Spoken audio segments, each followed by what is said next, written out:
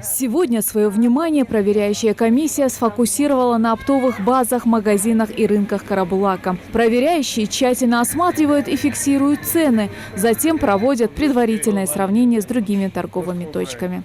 Здесь значительно ниже, вот сейчас в настоящее время мы видим, чем в других торговых точках. Например, здесь, в оптовом складе Карабулака, цены даже ниже рыночных на 5%. У хозяев заключено соглашение с поставщиками. В случае, если в месяц Рамадан продукты будут привозить по завышенной цене, товар просто откажутся принимать. 5 рублей сверху, как мы добавляем, поставщик шнальщик рхотун товарха. И цайги янту, уашцич мах эбя бяхаш, уаштун товарха кухи, уахтоварха ицедат. موجود ماتيو كرا товары чидош пепа мяхаш ходят рук. Представители комиссии советуют предпринимателям закупать продукцию местных товаропроизводителей. Она более выгодна и, соответственно, и привлекательна для потенциального покупателя. В считанные дни до Мархаш это как нельзя кстати для людей, у которых на праздничный стол уходят десятки тысяч рублей. Во-первых, если закупать у наших местных товаропроизводителей, получается, и, во-первых, нет транспортных расходов, калькуляция затрат меньше на данную продукцию получается. Если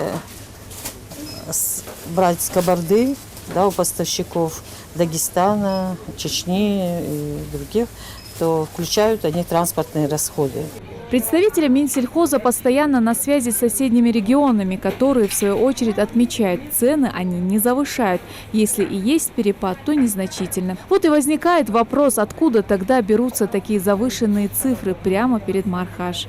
Та же оптовая база Кабардинской республики, та же оптовая база Дагестана, Ставропольская база, где в основном наши товаропроизводители берут свою продукцию. Краснодарский край не особо повысил свои цены тоже в своих оптовых базах.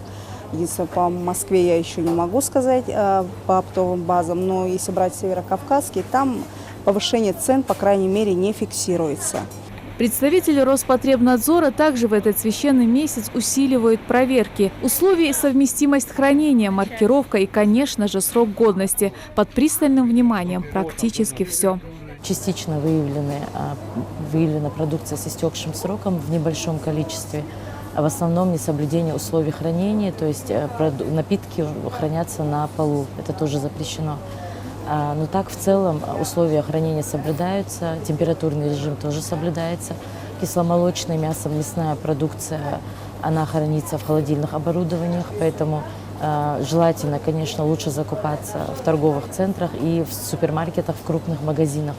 В любом случае на рынке соблюдать условия хранения не всегда получается, так как повышен уже тепло, в принципе, и соблюдать эти условия хранения очень сложно.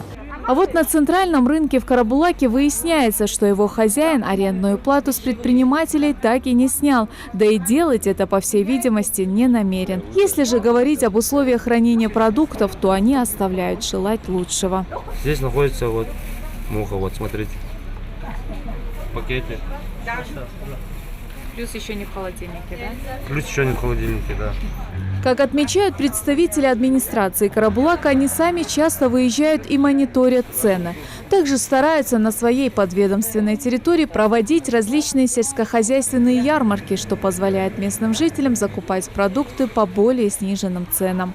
Администрация хар дина арбуш магазин дачу ухож мчах мяхш вaqt мчах вaqt хижиш наха худош ханаял чтаганы мархбет ахч наха хомдим таган ахштож масу сагунчу дачу ухож мча дуqadiyq мча кезгадiyq тхашт худош ханаял чнаха худош мча бах без мча хамитис что тасбог бог администрация ардош مخو مارخ بيت مخ أدرجت بدي قدوق عتو باش قابوخ باش سنة نرمال خدور ناخا نرمال خدور شو بيلار خدوق تداوين.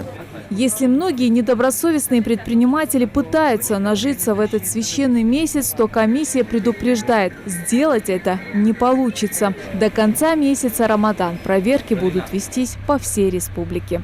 Светлана Томова, Асхаб Белакиев. Новости 24.